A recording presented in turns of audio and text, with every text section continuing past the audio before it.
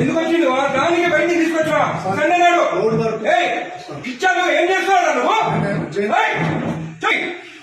తీసుకో తీసుకో. ఎప్పుడు వస్తున్నావు సార్? సక్సెషన్స్ రాస్తున్నాం సార్. బయట థర్డ్ పార్టీ పర్సన్ తో రాపిస్తున్నావు నువ్వు. నువ్వు రిటైర్ కాదు. ఎస్ఎన్ రమ్మని